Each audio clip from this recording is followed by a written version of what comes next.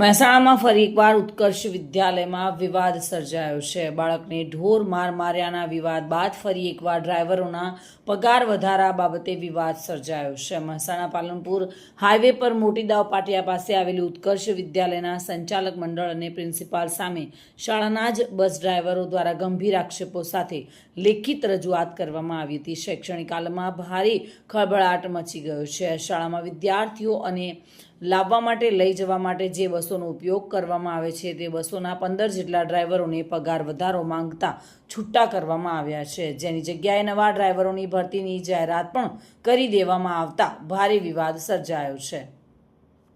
મારું નામ છે પટેલ શૈલેષભાઈ અંબાલાલ અને અમે ઉત્કર્ષ વિદ્યાલયના અંદર નોકરી કરીએ છીએ. બધા ડ્રાઈવર તરીકે ફરજ બજાવીએ છીએ અને આમાં અમારો પગાર હતો 15,000 હતો, પણ અમને 11,800 ઉપર સહી કરાવે છે અને અમારા ડ્રાઈવરોમાંથી આ બધા છૂટા કરવા માગે. અરે 15 વર્ષથી અમે નોકરી કરીએ છીએ બધા. શું કારણે છૂટા કરવા માંગે?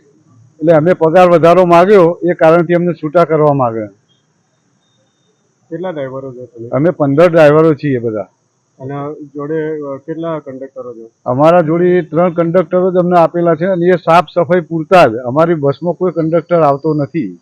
આ બાબતે ક્યાં ક્યાં રજૂઆત કરી છે? આ બાબતે અમે શિક્ષણ ખાતામાં આપી છે, કલેક્ટર સાહેબની ઓફિસે આપવાનું છે અને જિલ્લા અધિકારીમાં આપવાનું છે. હા, સ્કૂલના સંચાલકોને અમે બહુ કીધું, એને વિનમણીય કરી, અરજી કરી, બધું જ કર્યું, પણ એ લોકો અમને કોઈ જવાબ આપવા માંગતા નથી. એ લોકો એમ જ કહે છે કે તમારાથી જે થાય પડું પાડી લો તમે, અને વીડિયાવાળાને બોલાવો તો વીડિયાવાળાને બોલાવો, એ અમારું કંઈ બગાડી શકશે નહીં. એ આ ટ્રસ્ટીઓ મહેશભાઈ અને બારોટ,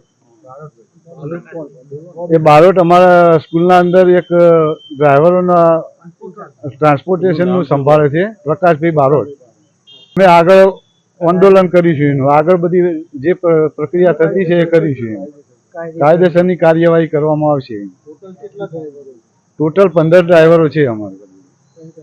ભાવિન ભાવસાર સાથે bureau report, today Gujarati news.